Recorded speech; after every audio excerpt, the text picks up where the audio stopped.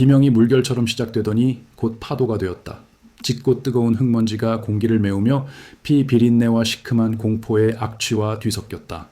사방에서 날아드는 듯 보였다. 숨겨진 칼날과 보이지 않는 화살이 살을 찢고 몽골군 진영을 허물었다. 한때 막강한 힘의 상징이었던 거대한 말들은 이제 고통에 몸부림쳤다. 그들의 울부짖음은 남자들의 죽어가는 비명과 뒤섞였다. 불과 몇 분 전만 해도 오만하고 무적이었던 기병들은 안장에서 굴러떨어졌고 엉망진창인 혼란 속에서 그들의 무거운 갑옷은 사형 언도가 되었다. 이것은 후퇴가 아니었다. 이것은 학살이었다. 지구의 재앙이라고 여겨졌던 세력을 계획적이고 체계적으로 해체하는 살육이었다. 수많은 승리의 베테랑이었던 몽골 지휘관들은 이름 없는 계곡에서 눈이 멀고 궁지에 몰리고 죽어갔다. 그들은 태양을 등지고 자신감에 차서 들어왔다. 그들은 쉬운 사냥을 예상했다. 그들이 발견한 것은 첫 삽질부터 그들을 기다리고 있던 신중하게 마련된 묘지였다. 몽골 이전에는 세상이 떨었다. 13세기 초 동방 스텝에서 새로운 폭풍이 일어났다. 기병과 강철의 호월이. 그들은 아시아 전역을 휩쓸며 제국들을 폐허로 만들고 도시들을 잿더미로 만들었다. 한때 광대하고 강력했던 콰레즘이 제국은 가장 최근에 무너졌다. 황금 도시는 불타고 군대는 흩어지고 샤는 공포에 질려 도망쳤다. 몽골 전쟁 기계는 약점이 없는 듯 보였고 그 잔인한 굶주림에는 끝이 없는 듯 보였다. 하지만 모두가 무너진 것은 아니었다. 모든 마음이 먼지가 된 것은 아니었다. 항복을 거부한 한 사람이 있었으니 아버지의 제국이 무너지는 것을 보고 같은 길을 가지 않겠다고 맹세한 사람이었다. 패배의 불길 속에서 단련된 남자 잘랄 앗딘밍. 베르누 왕자는 붕괴된 잔존 세력을 규합했다. 그는 난민이자 왕국 없는 전사였지만 꺼지지 않는 맹렬하고 불타는 결의를 가지고 있었다. 그는 공개 전투에서 몽골군을 상대할 수 없다는 것을 알았다. 그들의 숫자, 그들의 규율, 그들의 엄청난 추진력은 너무나 컸다. 하지만 아프가니스탄 산의 바위 투성이 틈과 좁은 길에서는 다른 종류의 전쟁을 치를 수 있었다. 그는 남은 모든 것을 모았다. 콰레즘이 정규군, 아프간 부족민, 고리안 전사들 모든 것을 잃고 싸울 의지밖에는 아무것도 남지 않은 남자들. 그들은 굶주리고 지쳤고 필사적이었다. 하지만 그들은 공통의 적을 가지고 있었다. 잘라라띠는 사냥꾼의 정확성으로 자신의 전장을 선택했다. 파르완 근처의 좁고 구불구불한 계곡, 바위투성이 노두와 숨겨진 협곡으로 덮인 경사면, 그곳은 숫자가 아니라 교활함이 더 중요할 곳이었다. 일주일 동안 그들은 12-21년 늦어름에 자결하는 태양 아래 무자비한 지형에서 고군분투했다. 사람들은 곡괭이와 삽을 단단히 끼 햇볕에 구워진 땅에 박아 넣어 숨겨진 진지를 만들었다. 미세하고 거친 먼지가 목에 내려앉고 피부를 덮었다. 그들은 바위를 옮겨 좁은 길목을 만들었다. 그들은 기습을 연습했고 목소리는 낮고 움직임은 정확했다. 모든 사람이 자신의 역할을 알았다. 모든 화살에는 목표가 있었다. 공기는 땀, 마른 흙, 그리고 갓 갈아낸 칼날에 희미한 금속성 냄새로 가득했다. 밤은 춥고 고요했다. 희박한 산악 관목을 스치는 바람소리와 멀리서 들려오는 자칼의 울음소리만이 유일한 소리였다. 두려움은 끊임없는 동반자였지만 비장한 결의 또한 그러했다. 그들은 땅을 팠다. 그들은 기다렸다. 그들은 몽골군이 올 것이라는 것을 알았다. 징기스칸 자신의 양형이자 몽골 장군인 시기쿠투쿠는 이 마지막 완강한 저항군의 잔존 세력을 사냥하는 임무를 맡은 파견대를 이끌고 있었다. 곧 지평선에 먼지구름이 나타났다. 바람 한 점 없었지만 땅 자체가 웅웅거리는 듯했다. 거대한 어두운 물결이 계곡 입구로 흘러들어왔다. 태양은 수천 개의 헬멧에 반사되어 차가운 강철과 무자비한 결의의 물결을 만들었다. 말급 소리는 점점 커지며 숨어있는 콰레즘이 전사들이 누워있는 땅을 진동시키는 깊고 공명하는 북소리가 되었다. 공기는 마구의 딸랑거리는 소리, 낮은 명령 소리, 그리고 자신들이 막을 수 없다고 믿는 남자들의 무심하고 자신만만한 웃음소리로 가득했다. 은폐된 위치에서 수비수들은 지켜보았다. 그들은 말들의 냄새, 가죽 냄새, 행군하는 군대의 씻지 않은 냄새를 맡을 수 있었다. 모든 신경이 곤두서고 모든 숨이 멈췄다. 긴장감은 그들을 짓누르는 물리적인 무게였다. 잘랄라띠는 매서운 눈빛으로 지켜보았다.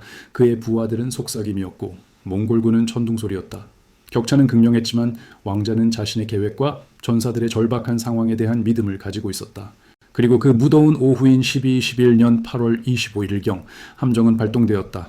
외침이 아니라 갑작스러운 휘파람 소리와 함께 화살비가 쏟아졌다. 그들은 경고 없이 공격했다. 보이지 않는 손에서 떨어진 치명적인 소나기가 몽골군 선봉대를 찢어발겼다. 혼란이 일어났다. 말들은 비명을 지르고 공포에 질려 뒷발질을 하며 즉시 짓밟힌 기병들을 내던졌다. 매복 공격에 익숙하지 않고 공격에 익숙했던 몽골군은 완전히 허를 찔렸다. 그들의 규율 잡힌 대열은 산산조각 났고 대적할 적을 찾을 수 없었다. 좁은 계곡은 살육의 현장이 되었다. 절벽에서 화살이 비처럼 쏟아지고 바위가 굴러떨어져 탈출로를 막았다. 공기는 부상자들의 울음소리, 날카로운 칼날에 부딪히는 소리, 그리고 보이지 않는 적에 맞서 갑자기 삶을 위해 싸우는 남자들의 우렁찬 소리로 가득 찼다. 몽골 기병대, 그들의 가장 큰 장점은 가장 큰 약점이 되었다. 좁은 공간에 갇혀 움직일 수 없었고 방향을 바꿀 수 없었고 격렬한 돌격을 펼칠 수 없었다. 그들은 어깨를 맞댄 채 타겟이 되었다. 패닉이 시작되었다. 지휘관들은 시끄러운 소리 속에서 들리지 않는 명령을 내렸다. 명령에 따르도록 훈련받았던 병사들은 이제 그림자를 공격하고 자신들의 시체를 넘어지고 필사적인 혼란 속에서 동료들을 찔렀다. 수천 개의 발버둥치는 말굽과 고군분투하는 남자들이 일으킨 먼지는 계곡을 눈멀고 질식시키는 구름으로 만들었다. 아군과 적군을 구별할 수 없었다. 탁 트인 평원의 대가였던 몽골군은 이 인공적인 산악지형의 지옥에서 길을 잃었다. 그리고 두 번째 파도가 왔다. 잘랄라딘의 중앙에서 희미한 후퇴가 있었고 몽골군을 계곡의 목구멍 안으로 더 깊숙이 끌어들였다. 격분한 시기 쿠투쿠는 그들을 꺾고 영원히 궁지에 몰아넣을 기회를 보았다. 그는 부하들에게 전진하라고 명령하며 함정의 심장부로 밀고 들어갔다. 그것이 신호였다. 측면에 숨겨진 협곡에서 콰레즘이 예비군이 쇄도했다. 그들은 몽골군 측면을 강타하여 그들을 차단하고 병목 안으로 더 밀어넣었다. 완벽하게 실행된 망치와 모루 공격이었다. 잘라라스-딘 자신도 굳건한 전사들을 이끌고 격렬한 돌격을 감행했다. 그의 검은 먼지와 피 속에서 은빛 섬광처럼 번쩍였다. 이것은 단순한 전투가 아니었다. 이것은 격렬한 복수 행위였고 생존을 위한 필사적인 싸움이었다. 백병전은 잔인하고 용서 없는 격렬함으로 벌어졌다. 시미터는 몽골검과 부딪혔다. 도끼는 뼈를 파고들었다. 땅은 피로 미끄러워졌다. 공기는 철과 땀 냄새로 짙었다. 싸움의 함성은 계곡을 채웠고 수년 동안 산에 울려 퍼질 소리였다. 몽골군은 수세대 만에 처음으로 무너졌다. 그들은 돌아서서 도망칠 수 있는 자들은 도망쳤다. 그들은 수천 명의 시체를 남기고 좁은 길을 통해 되돌아갔다. 그들의 자랑스러운 장군은 그의 병력 중 일부만 간신히 탈출했다. 그것은 호르드에게 완전하고 부인할 수 없는 재앙이었다. 밤이 깊어지자 차가운 바람이 계곡을 휩쓸었고 죽어가는 자들의 신음소리와 죽음의 악취를 실어 날랐다. 횃불은 깜빡이며 어두운 장면 위로 길고 춤추는 그림자를 드리웠다. 벌판은 부서진 시체, 부러진 무기, 말없는 말들의 모자이크였다. 전투 후의 침묵은 어떤 소음보다 무거웠고 작은 불꽃의 파닥거림이나 멀리서 들려오는 청둥오리의 울음소리 외에는 아무것도 없는 깊은 고요함이었다.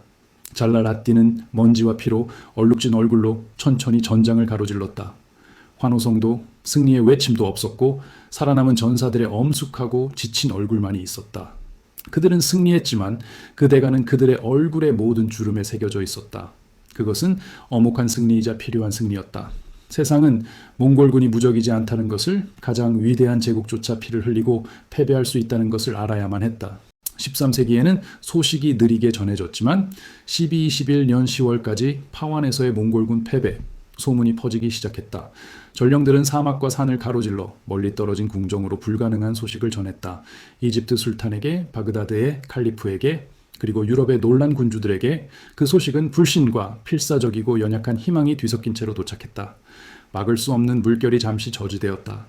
12-21년 이후 수십 년 동안 파완 전투는 뼈아픈 교훈이 되었다. 잃을 것이 없는 왕자가 이끄는 작고 데페르테한 군대가 지구상에서 가장 강력한 세력에 맞섰던 것이다.